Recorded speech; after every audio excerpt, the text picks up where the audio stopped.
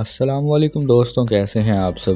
تو دوستوں، آج کی ویڈیو میں ہم آپ کو برما کے گاؤں کی زندگی کے بارے میں بتائیں گے کہ یہاں کے لوگ ان خوبصورت گاؤں اور دیہات میں اپنی زندگی کیسے گزارتے ہیں۔ کھیتی باڑی کے روایتی طریقوں سے لے کر مال مویشی کی فارمنگ تک، یہاں کے خوبصورت پہاڑی سلسلوں میں بسے مقامی لوگوں کے گاؤں اور دیہات بھی آپ کو دکھائیں گے۔ اس کے ساتھ برما کی تہذیب و ثقافت، پرانی روایات اور یہاں کے لوگوں کی شادیوں کے بارے میں بھی معلومات شامل ہیں۔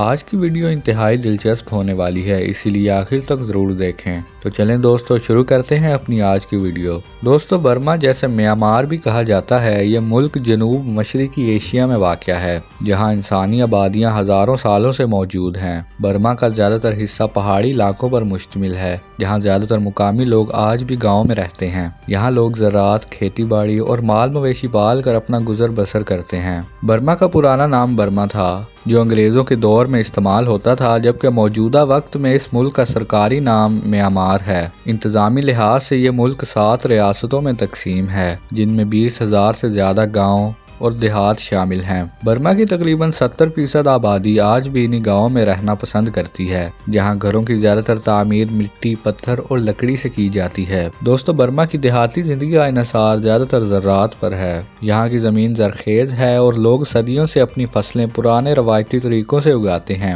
اکثر کسان جانوروں کی مدد سے کھیتوں میں کام کرتے ہیں۔ برما کی روایتی فصلوں میں چاول، مکئی، جوار، باجرہ، سورج مکھی، چائے، تمباکو، دالیں، گرم مسالہ جات، پھل اور سبزیاں شامل ہیں۔ چاول کی فصل سب سے زیادہ اہم ہے، کیونکہ برما کے لوگ چاول کے بہت شوقین ہیں اور یہاں سال میں 2 سے 3 مرتبہ چاول کی کاشت کی جاتی ہے۔ پہاڑی علاقوں میں مکئی کی کاشت زیادہ ہے، جبکہ ناگون، منڈلے اور بیگو کے علاقے میں دالیں اور مسالہ جات بھی اگائے جاتے ہیں۔ شین ریاست میں چائے کی کاشت سب سے زیادہ کی جاتی ہے۔ دیہاتی اپنا زیادہ تر وقت کھیتوں اور مویشیوں کی دیکھ بھال میں گزارتے ہیں اور صبح سورج نکلنے سے پہلے ہی کام کا آغاز کر دیتے ہیں۔ دوستو، برما کی ثقافت اور مذہب یہاں کی زندگی کا لازمی حصہ ہے۔ اس ملک میں مختلف نسلی گروہ اور قبائل آباد ہیں، جن میں روہنگیا کے مظلوم مسلمان بھی شامل ہیں، جن کا تعلق مغربی ریاست رکھائن سے ہے۔ روہنگیا کمیونٹی قدیم ترین ہے، لیکن تعداد میں کم ہونے کی وجہ سے انہیں ظلم و ستم کا سامنا کرنا پڑا۔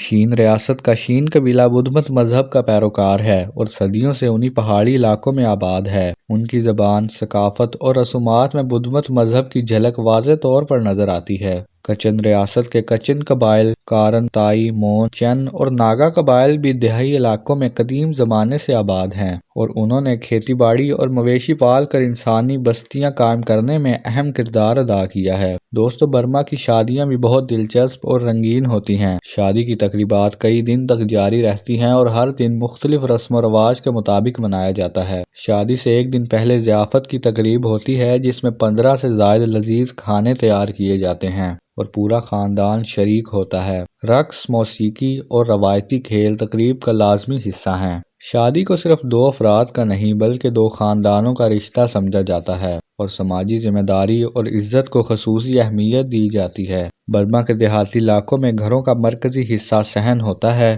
جہاں خاندان کے زیادہ تر لمحات گزرتے ہیں۔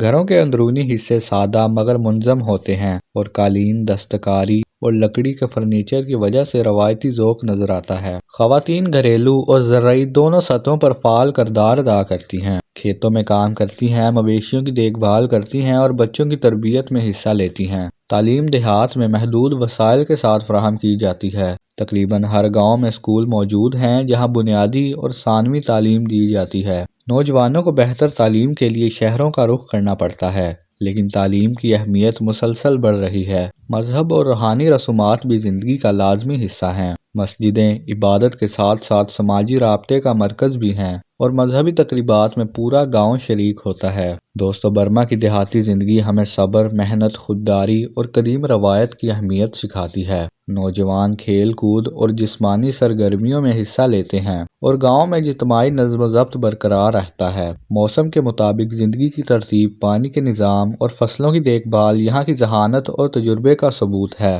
آخر میں، برما کے دیہاتی علاقے اپنی پہچان، روایات اور ثقافت کو محفوظ رکھتے ہوئے آنے والی نسلوں کے لیے مثال قائم کرتے ہیں۔ دوستو، ہمیں امید ہے کہ آپ کو برما کے دیہاتی علاقوں کی زندگی کے بارے میں یہ ویڈیو پسند آئی ہوگی۔ دوستو، اگر ویڈیو اچھی لگے تو اسے لائک، شیئر اور سبسکرائب ضرور کریں۔ اور ایسی مزید سیاحت اور دیہات کی زندگی کی ویڈیوز دیکھنے کے لیے ہمارے چینل زمین کی سیر کو لازمی سبسکرائب کریں اور بیل آئیکن آن کر دیں۔ ملتے ہیں اگلی شاندار ویڈیو میں، تب تک کے لیے اللہ حافظ۔